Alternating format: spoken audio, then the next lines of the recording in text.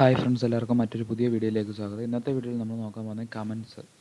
അപ്പോൾ നമുക്ക് single line comments ഉണ്ട്, മൾട്ടി ലൈൻ കമൻറ്റ്സും ഉണ്ട്. അപ്പോൾ നമുക്ക് സിംഗിൾ ലൈൻ കമൻറ്റ്സ് എങ്ങനെയാണ്, ഇപ്പോൾ ഈ ഒരു കമൻറ്റ്സ് എന്തിനാണ് യൂസ് ചെയ്യുന്നതെന്ന് വെച്ച് കഴിഞ്ഞാൽ, ഇപ്പോൾ വേറൊരു പ്രോഗ്രാം, ഇപ്പോൾ നമ്മളൊരു കോഡ് അല്ലെങ്കിൽ ഒരു കമ്പനി വർക്ക് ചെയ്യുന്ന സമയത്ത് നിങ്ങളൊരു പ്രൊജക്റ്റ് വർക്ക് ചെയ്ത്, അല്ലെങ്കിൽ നിങ്ങളിപ്പോൾ സ്വന്തമായിട്ട് ഒരു പ്രൊജക്റ്റ് വർക്ക് ചെയ്തെന്ന് വെച്ചു.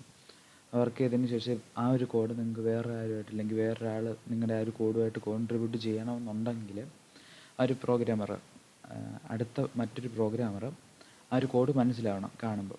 ഓക്കെ, അപ്പോൾ അത് പെട്ടെന്ന് നമ്മൾ കോഡ് മൊത്തം വായിച്ച് നോക്കി ഇത് ചെയ്യുക എന്ന് പറയുന്നത് ബുദ്ധിമുട്ടുള്ള കാര്യമാണ്. അപ്പോൾ അതുകൊണ്ട് നമ്മൾ ചെയ്യുന്നതെന്ന് പറഞ്ഞാൽ കമൻറ്റ്സ് എഴുതും. ഓരോ കോഡ് എന്തിനാണ് യൂസ് ചെയ്യുന്നുള്ള കാര്യം കമൻറ്റ്സ് ഓരോ രീതിയിൽ എഴുതും. ഓക്കെ, അങ്ങനെ ഡോക്യുമെൻറ്റേഷൻ നമുക്കങ്ങനെ റെഡിയാക്കി വെക്കാൻ പറ്റും. അപ്പോൾ അതിനാണ് നമ്മൾ ഈ കമൻറ്റ്സ് യൂസ് ചെയ്യുന്നത്. അപ്പോൾ ചെറിയ ചെറിയ പ്രോഗ്രാംസുകൾ ചെയ്യുമ്പോൾ കമൻറ്റ്സ് ചെയ്യത്തില്ല. നമ്മളൊരു പ്രൊജക്റ്റ് വർക്ക് ചെയ്ത് തുടങ്ങുമ്പോൾ തന്നെ നമ്മൾ ഈ ഒരു കമൻറ്റ്സ് ഒക്കെ യൂസ് ചെയ്യാൻ അത് യൂസ്ഡ് ആവും.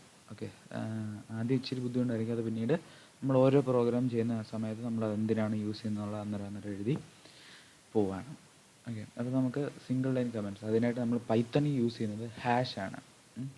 ഹാഷ് ഇട്ടതിന് ശേഷം this is single line comment, single line comment. Okay, ഇങ്ങനെ നമുക്ക് ഇതിപ്പോൾ മൾട്ടിപ്പിൾ ലൈനായിട്ട് ചെയ്യണമെന്നുണ്ടെങ്കിൽ നമുക്ക് ഹാഷ് ഇട്ട് ചെയ്യാൻ പറ്റും. ഇവിടെ ഡമ്മി ഡേറ്റാസ് കൊടുത്ത് നമുക്ക് ഞാനിപ്പോൾ ചുമ്മാ കൊടുക്കുന്നെന്നുള്ളതേ ഉള്ളൂ. അങ്ങനെ നമുക്ക് മൾട്ടി ലൈനായിട്ട് ചെയ്യാൻ പറ്റും.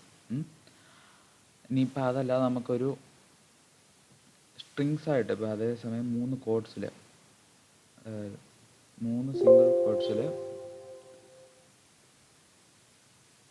നമ്മൾ ഇതിൻ്റെ അകത്ത് എന്ത് കമൻറ്റ്സ് വേണമെന്നുണ്ടെങ്കിലും മൾട്ടി ലൈനായിട്ട് എഴുതാൻ പറ്റും. ഇതാണ് മൾട്ടി ലൈൻ കമൻറ്റ്സ് വരുന്നത്. അപ്പോൾ നമുക്ക് ഒരു സിംഗിൾ ലൈൻ കമൻറ്റും ഉണ്ട്. ഓക്കെ, അപ്പോൾ നമുക്കൊരു സിംഗിൾ ലൈൻ കമൻറ്റും ഉണ്ട്, മൾട്ടി ലൈൻ കമൻറ്റ്സും ഉണ്ട്.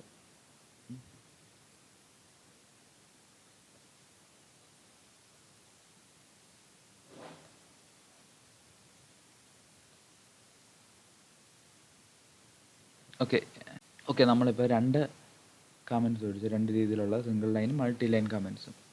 അപ്പോൾ നമുക്ക് ഒത്തിരി വലിയ രീതിയിൽ എഴുതണമെന്നുണ്ടെങ്കിൽ നമ്മൾ മൾട്ടി ലൈൻ കമൻറ്റ്സ് യൂസ് ചെയ്യും, അതല്ലാതെ സിംഗിൾ ലൈൻ കമൻറ്റ്സും യൂസ് ചെയ്യും. ഇപ്പോൾ ഫോർ എക്സാമ്പിൾ, അതേസമയം ഈ ഒരു കാര്യം ഇപ്പം ഇത് എക്സിക്യൂട്ട് ആകത്തില്ല. ഓക്കെ, നമുക്കൊരു പ്രോഗ്രാം എഴുതാം, പ്രിൻറ്റ് ഹലോ വേൾഡ് കൊടുക്കാം. ഓക്കെ,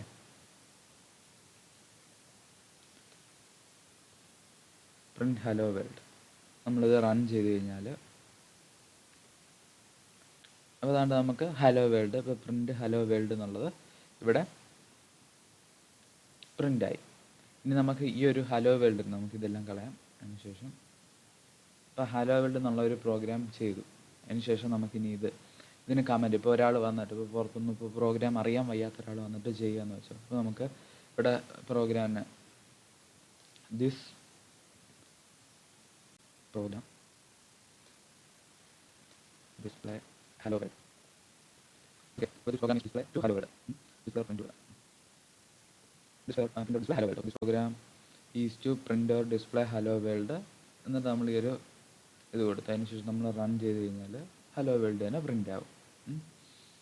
അതാണ് നമ്മൾ. അപ്പോൾ ഈ ഒരു പ്രോഗ്രാം ഇപ്പോൾ പുറത്തുനിന്ന് ഒരാൾ അല്ലെങ്കിൽ വേറൊരു പ്രോഗ്രാമർ വന്നതിന് ശേഷം ഇത് നോക്കുമ്പോൾ പെട്ടെന്ന് ചെക്ക് ചെയ്യുന്ന സമയത്ത് ഇങ്ങനെ ഒത്തിരി കോഡുകൾ വന്നു കഴിയുമ്പോൾ കോഡ് നമ്മൾ വായിച്ച് നോക്കി ചെയ്യുക എന്ന് പറയുന്നത് ബുദ്ധിമുട്ടുള്ള കാര്യമാണ്. അതിനാണ് നമ്മൾ ഈ ഒരു കമൻറ്റ്സ് യൂസ് ചെയ്യുന്നത്. അപ്പോൾ അതാണ് ഇന്നത്തെ വീഡിയോ. ഇഷ്ടപ്പെട്ടിട്ടുണ്ടെങ്കിൽ ലൈക്ക് ചെയ്യുക, കൂട്ടുകാരിലേക്കൊക്കെ എത്തിക്കുക. അപ്പോൾ നമുക്ക് അടുത്ത വീഡിയോയിൽ കാണാം. എല്ലാവർക്കും ബൈ.